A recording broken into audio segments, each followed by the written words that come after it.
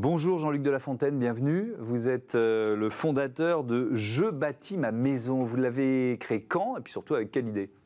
Alors, on a fait la construction en 2021 et l'idée, c'est 2020, le temps va vite. En fait, l'idée, c'était de venir dans le sud de la France, puisque vous entendez que j'ai un petit accent un peu belge, et de venir trouver un havre de paix. Ouais. Et il y avait un terrain un petit peu biscornu, et on s'est dit, tiens, ça serait sympa, puisque la vue est vraiment magnifique, de faire une construction aussi un petit peu où on respecte tout à fait la nature. Et donc vous avez d'abord commencé en construisant votre propre maison écolo, c'est ça? tout à fait. Ouais. Alors, en Belgique, j'avais un tout petit peu fait du bricolage, j'avais restauré une maison avec des petites choses, mais jamais une œuvre de telle importance. Et j'avais un ami belge qui m'a dit, écoute, si un jour tu veux construire une maison, moi j'ai fait beaucoup de petites parties de maison, d'extension de maison, mais jamais quelque chose de complet. Alors avant de partir à la retraite, ça serait sympa si on la faisait à deux. Et donc ça c'est le point de départ de l'histoire, mais ensuite ça devient finalement un projet d'entreprise. Je bâtis ma maison, c'est quoi? Ce sont des formations que vous proposez? Formations en ligne, formations sur place, comment ça marche? Alors tout à fait. Alors le projet a changé un petit peu au fur et à mesure de l'évolution. On a commencé à construire 2 maisons en ossature-bois avec des bénévoles qui sont venus d'un peu partout, notamment un Canadien, qui m'a dit un jour, écoute, c'est très sympa de tout filmer parce que tu vas faire des tutoriels de qualité, puisque en tout cas on l'aura fait, et ça montre bien que les amateurs savent le faire, mais dans tout ce qu'on entreprend, il y a 80% de préparation et 20% d'exécution. Donc, si tu te concentres uniquement sur les 20% à restituer, c'est peut-être un peu dommage de passer à côté des 80%. Donc, ce qu'on s'est dit, OK, les 20%, on va les donner, puisque c'est pas grand-chose, on les donne. Donc, cette partie-là de formation, elle est entièrement gratuite. Et du coup, on s'est concentré sur toutes les étapes qu'il y avait en amont de la construction. Puisque vous m'avez dit quand est-ce qu'on a commencé les travaux, mais je pense que dans ma tête, on a commencé bien presque 2 à 3 ans à l'avance. Quel type de construction, de quels moyens on allait faire, avec quel type de matériaux, tout un tas de questions qu'on se posait, et notamment notre impact par rapport à l'écologie.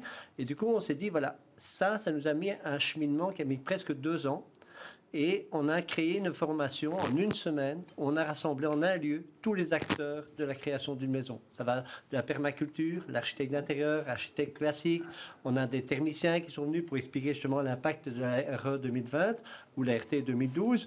Et quelqu'un qui aménage des maisons avec des conteneurs, donc des utilisations des maisons avec de la paille d'atterre. Moi, je ne l'ai pas utilisé parce que le problème, c'est que ça prenait trop de temps, mais d'autres diront, mais ça, c'est vraiment un matériau génial. Et à la sortie de cette formation, ils ont une idée plus claire de ce qu'ils veulent faire. Ouais. Si on reprend quelques fondamentaux d'une maison écolo, ça veut dire quoi? Alors, la première chose, c'est essayer d'abord que les fondations n'aient pas trop d'impact au niveau du sol. Quand vous faites un radier de béton, des choses ainsi un peu classiques, d'abord le béton, c'est quand même une source de pollution. En plus, vous amenez des machines lourdes qui amènent encore d'autres types de pollution, vous dérangez fortement les sols. Ici, on a fait des fondations avec ce qu'on appelle les technopieux. Ce sont des pieux vissés dans le sol. Donc, une vis, on peut la visser, mais on peut la dévisser. Ouais. Donc, le jour où on partira, je crois qu'on a bougé 2 mètres cubes de terre un peu dans un petit coin où il y avait un peu trop. Et sinon, le terrain, il est tout à fait brut en dessous. Et donc, l'avantage de ça, c'est que le jour où on sort, on n'a pas trop abîmé la nature. Donc, ça commence par les fondations, le choix des matériaux, j'imagine? Tout à fait. Donc, du coup, si on fait quelque chose de propre, on ne va pas mettre une dalle en béton là-dessus. Donc, ça me paraît logique, on met une dalle en bois. Et puis, l'autre avantage du bois, c'est que c'est une matière qui se travaille très facilement. Donc, on a fait le hors d'eau, hors d'air avec des amateurs.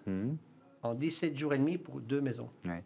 Mais est-ce que d'une manière générale, dans vos tutoriels, il faut quand même se faire accompagner par des professionnels, peut-être sur la première partie? C'est quoi le degré de capacité à tout faire soi-même? Vous voyez ce que je veux dire? Alors j'aurais tendance à dire, il faut se faire accompagner à chaque étape, mais on ne donne pas le travail. On amène quelqu'un qui a déjà l'envie de donner la transmission de son savoir, de transmission de la pédagogie. Donc cette personne, au lieu de facturer une prestation globale avec toutes les responsabilités que ça en découle et donc fatalement l'augmentation des prix, on va nous-mêmes se charger de l'achat des matériaux. Donc on passe en ligne directe, on va trouver des bénévoles qui viennent en recherche d'un apprentissage et on amène quelqu'un qui nous accompagnera dans le but de faire cet apprentissage. De cette manière-là, on est sûr d'arriver jusqu'au bout de son travail. Merci beaucoup d'être venu nous présenter Je bâtis ma maison. À bientôt sur Bismart. Bon vent à ce projet. Voilà, c'est la fin de cette émission. Je vous donne rendez-vous dès demain sur Bismart, la chaîne des audacieuses et des audacieux. Salut.